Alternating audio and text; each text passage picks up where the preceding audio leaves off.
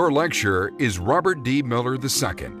Dr. Miller is Ordinary Professor of Old Testament at the Catholic University of America. He received a Ph.D. in Biblical and Near Eastern Studies from the University of Michigan, and he is a recognized authority on early Israel.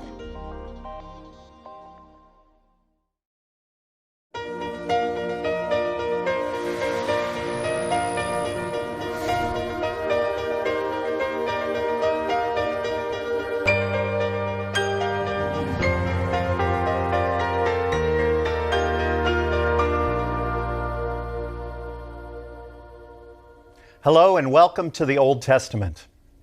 My approach is both historical and literary. I started out as an archaeologist, so by historical, I mean putting the Old Testament writings into the ancient Near Eastern context in which they were written and first received. How would an ancient Israelite have understood these texts? How would an ancient non-Israelite have understood them? Archaeology has opened up for us the surrounding historical, religious, and literary worlds of the Bible. My approach is also to read the Bible as literature.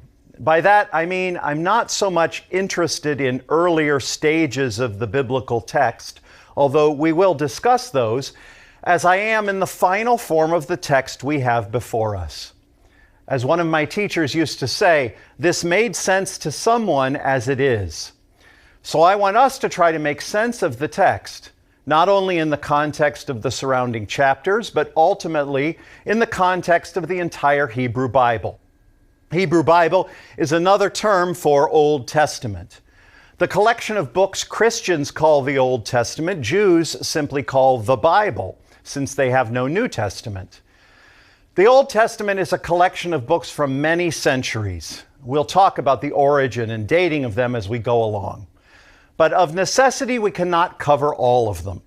So, a brief overview of what's in and what's out. We will spend quite a bit of time in Genesis. The opening chapters have had such great importance for philosophers and thinkers over the centuries. And the story of Abraham is fundamental for Judaism, Christianity, and Islam. We will spend some time in Exodus for the same reasons, and Leviticus for the opposite reason, because while Judaism pays it great attention, Christians generally ignore it. We will not, unfortunately, have a chance to look at the other books of the Pentateuch, that is, the first 5 books of the Bible, also known as the Torah, Numbers, and Deuteronomy. Our coverage of the so-called historical books will focus on Judges, where I've spent much of my career working, Samuel, and Kings. We'll look at the major prophets Isaiah and Jeremiah and sample the minor prophets with Amos.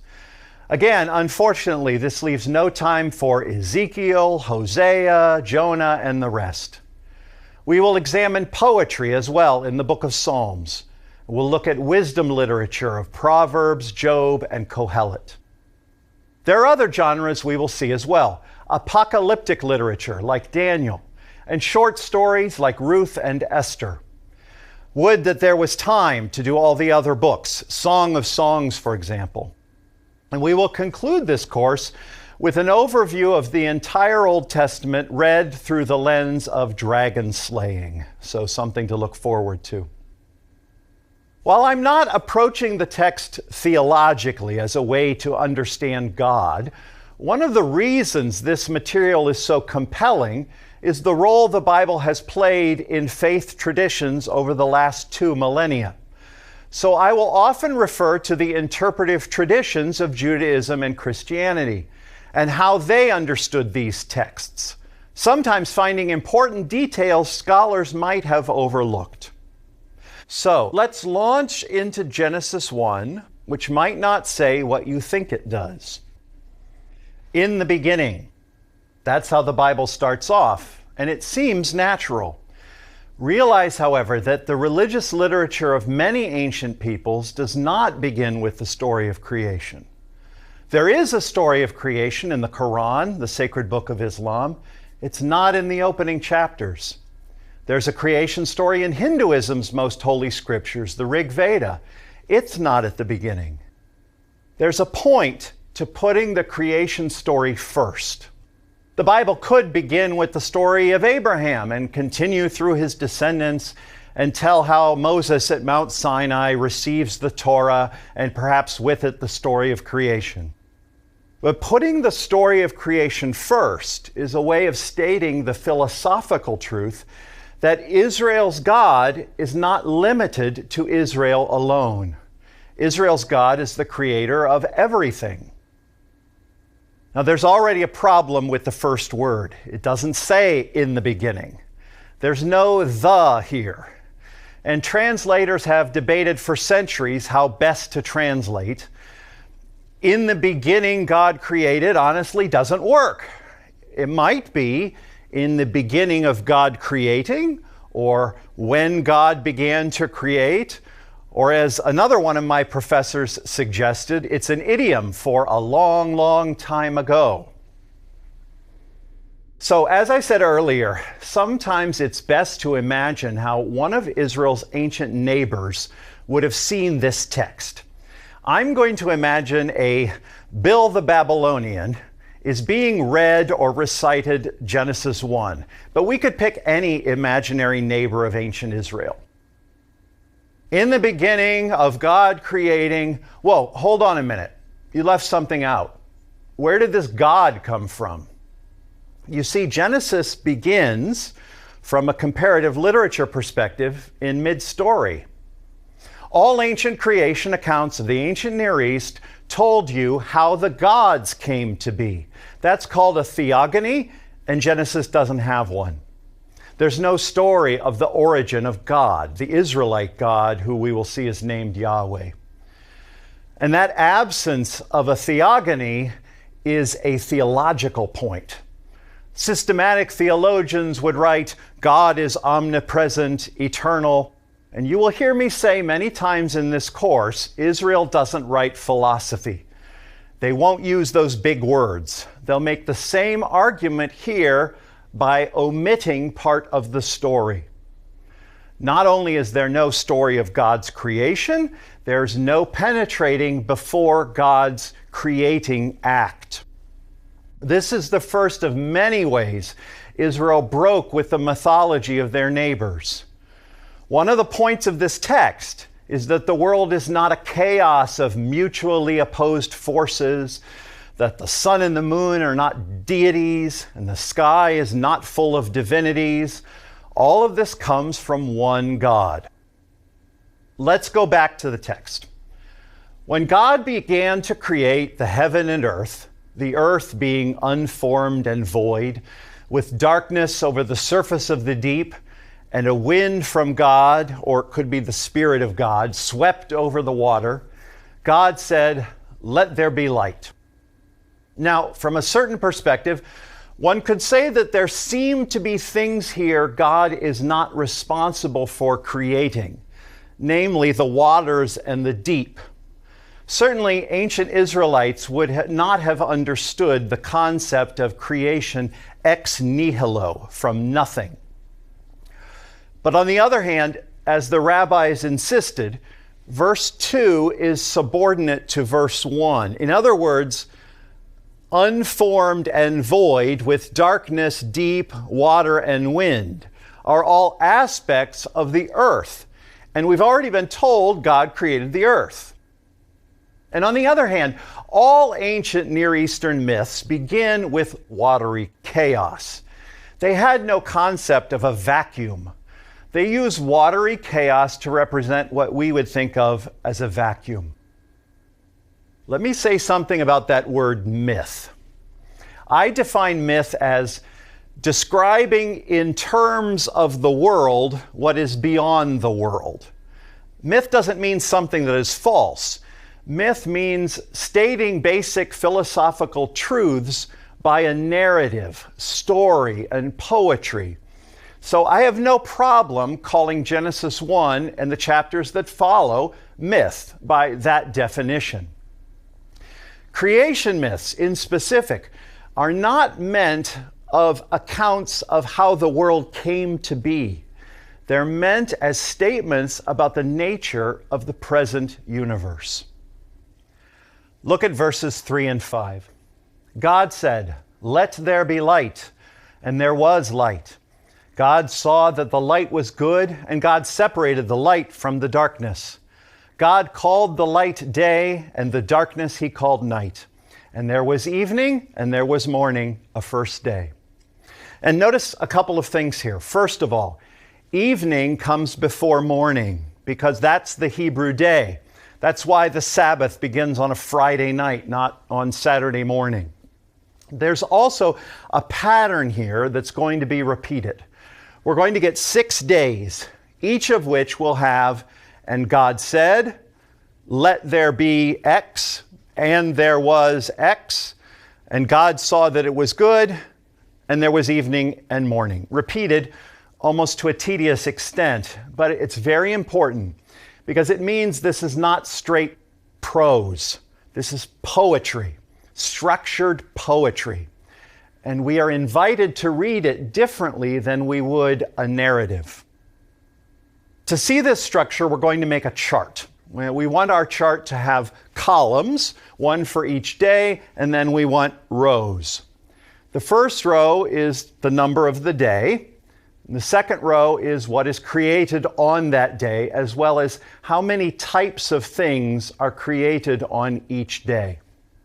I want our third row to be where is it created. Now, we don't really have any places yet. There's no place the light was created. Already, you can see in our first column, we've created one thing, light, and we'll leave location blank. Let's make a fourth row for, is the word separating used for that day? Notice the use of the word separating the light from the darkness here. So in row 4, we'll just have a yes or a no. Row 5, what is the verdict? And by verdict, I mean, how does God evaluate it? In other words, for day 1, the verdict is good. Now let's make a sixth row. Is something named? Notice God here names the day and the night. Because I know where this is going, we're going to add 2 more rows that we don't need yet for day 1. The 7th row is, does God delegate the creating? And we'll see what I mean when we get to it. And the 8th row is the created thing going to make more copies of itself explicitly? So we've got 8 rows and 6 columns. I realize there are 7 days. The 7th day is treated in a separate lecture. Let's go on to the 2nd day. God said, "Let there be an expanse in the midst of the water, and may it separate water from water." God made the expanse, and it separated the water which was below the expanse from the water which was above the expanse. And it was so. God called the expanse sky. There was evening and there was morning the 2nd day. Now, I don't really know what this is. This is what old Bibles called the firmament. And sometimes you will find illustrations in Bibles that assume this was a hard metal lid on top of the air that had water on the other side. There's really no evidence that Israel conceived of space that way. And this expanse, or literally stretched out thing, it doesn't separate water from the air at all. It separates 2 zones of water. Nor do I know why it's the only thing that is not declared good. Well, we can say from our chart is that one thing is created, the expanse. It's created in the water. That's explicit in verse 6. It is separating things. It's not declared good or anything else. It is named. On the other hand, it is not made by delegation, nor is it self-perpetuating. Let's go on to day 3. And God said, "Let the waters under the heavens be gathered together into one place, and let the dry land appear." And it was so. God called the dry land earth, and the waters that were gathered together he called seas. And God saw that it was good. Now, the thing is, that's not the end of day 3. It seems like it's going to be, because we've already been through all of the elements of each day. But the text keeps going. And God said, Let the earth sprout vegetation, plants yielding seed, and fruit trees bearing fruit, in which is their seed, each according to its kind on the earth. And it was so. The earth brought forth vegetation, plants yielding seed according to their own kinds, and trees bearing fruit, in which is their seed, each according to its kind. And God saw that it was good, and there was evening, and there was morning, the third day. So, although there's lots of different things created on this day, we have two creative acts. God creates the land, and then he names it and declares it good, and then he starts over again and creates plants. So whereas on the first day and the second day there was one creative act, on the third day there are two.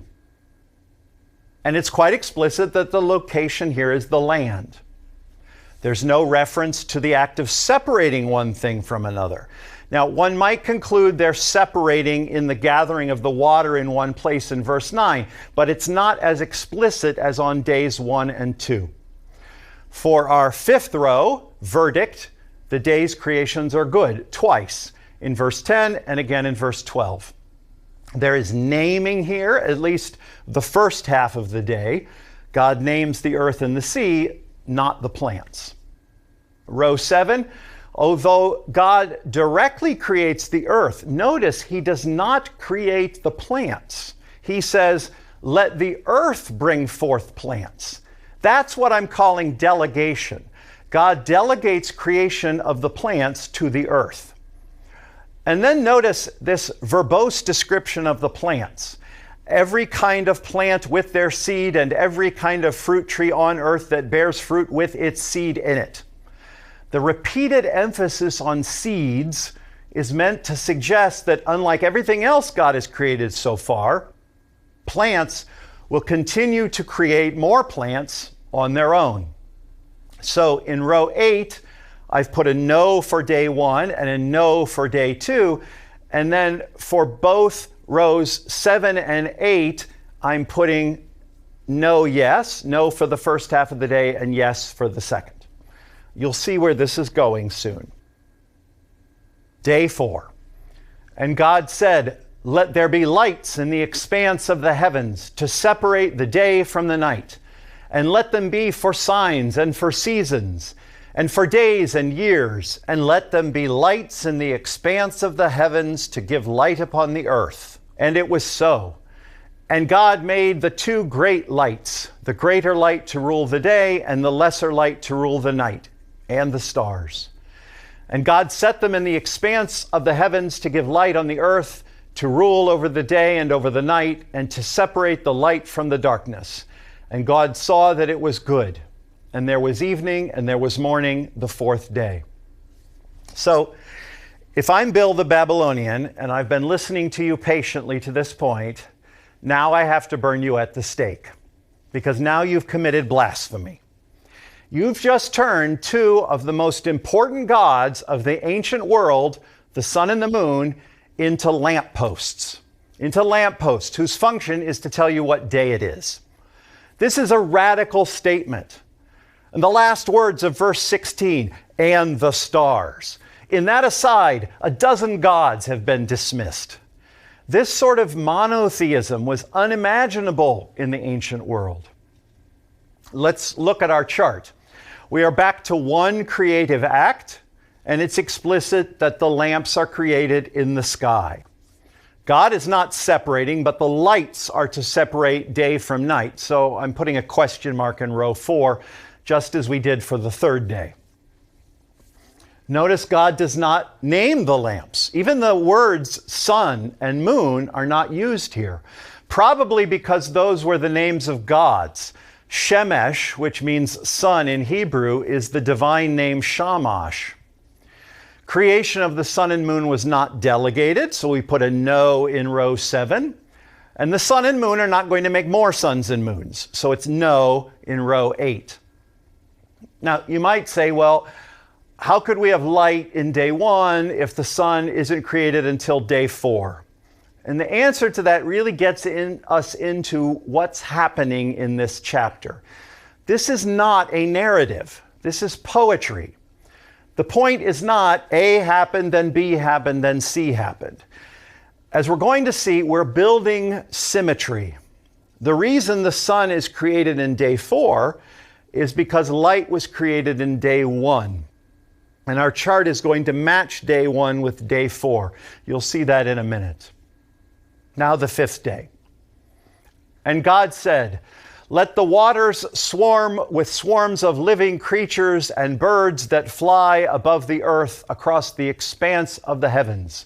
So God created the great sea creatures and every living creature that moves, with which the waters swarm, according to their kinds, and every winged bird according to its kind. And God saw that it was good. And God blessed them, saying, "Be fruitful and multiply, and fill the waters in the seas, and let birds multiply on the earth." And there was evening and there was morning the 5th day. Now, my translation may not look like yours, because yours tried to fix what seems strange to them. The text literally says, "Let the waters produce living creatures and birds." And almost every translation thinks that's strange because obviously Israelites couldn't have thought that owls come popping out of the ocean. They're missing the point because they're reading this like narrative. Let's fill in our chart and we'll understand. Although the birds and the fish are different things, this is one creative act. In the passage I referenced a moment ago, notice that God sees that it's good only once.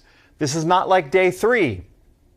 As for row 3, it's explicit that these creations come out of the water. There's no separating in this day. The verdict on these creations is good. They are delegated. Notice it says, "Let the waters produce." And it says, "Be fruitful and multiply." So these creatures will self-replicate. Now, notice what's happening on our chart. We had one creative act, then one creative act, then 2. Then one creative act on day 4, one creative act on day 5. How many creative acts are we going to have on 6? It's going to be 2 acts. There's a structure here. 1, 1, 2, 1, 1, 2. Now look at row 3, location. We went physically nowhere for day 1, then waters, then land. Then from days 4 through 6, sky, waters, land. The reason birds and fish are created from the waters is because just as days 1 and 4 go together, lights and lamps, days 2 and 5 go together, both of which were created in the waters. Just as we'll see in a minute, days 3 and 6 are both created from the land. And the reason we need both birds and fish on day 5 is because we have to both match the water's location of day 2 with fish and the creation of sky on day 2 with birds. Let's look at day 6. And we're going to skip over the details about human creation for now. And God said, "Let the earth bring forth living creatures according to their kinds, livestock and creeping things and beasts of the earth according to their kinds." And it was so. And God made the beasts of the earth according to their kinds, and the livestock according to their kinds, and everything that creeps on the ground according to its kind. And God saw that it was good. Then God said, "Let us make man in our image, after our likeness, and let them have dominion over the fish of the sea and the birds of the heavens, and over the livestock, and over all the earth, and over every creeping thing that creeps on the earth." And God blessed them, and God said to them, "Be fruitful and multiply, and fill the earth and subdue it, and have dominion over the fish of the sea, and over the birds of the heavens, and over every living thing that moves on the earth." And God saw everything that he had made, and behold, it was very good. And there was evening, and there was morning, the 6th day. Now, obviously, we again have 2 creative acts, because God stops after the land animals, declares them good, and then moves on to humanity. It's explicit that these are created on the land. There's no separation here. The verdict on the land animals is good, but the verdict after human creation is very good. And it's not really the humans that are very good, but once humanity is in the world, everything becomes very good.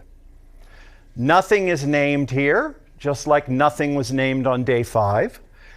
God does delegate the creation of the land animals to the earth, but humanity is created directly.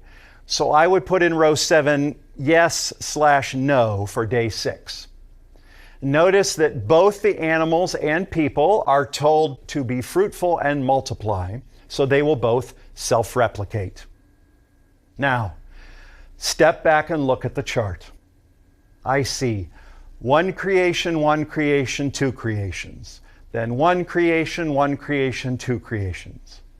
I see blank, waters, land. Sky, waters, land. So there's repetition here. There are 2 sets of 3 days each. Go back to the description we had at the beginning of this chapter. The earth was originally formless and void. The first 3 days here give form to the formless. The second 3 days fill the void. But it's not just repetition. The second 3 days are different from the first 3 days. Our verdicts went good, blank, good, good. Good, good, good, very good. The second 3 are better than the first 3. There was only separation in the first 3 days, none in the second 3. There was only naming in the first 3 days, none in the second 3. On the other hand, things are increasingly delegated and self-replicating as you move forward. It looks to me like our structures are focusing our attention on verse 26, on human creation. Everything is leading up to the creation of mankind. And only when humanity is in the world does everything become very good. So what's the point of this? Obviously, the author has gone to great lengths to construct this elaborate pattern. As I said before, creation myths are not about how the world came to be, they're about the nature of the universe. And for the ancient Israelite author, the nature of the universe is patterned. The universe is orderly. The pattern is the point, a philosophical point that Israel would not make using philosophical discourse. But you make this elaborate structure to say the universe is an elaborate structure. We all know this, whether that structure is the ecological web or the periodic table of elements. Israel doesn't know about any of those. Another message of this poetic structure is that people are the pinnacle of creation.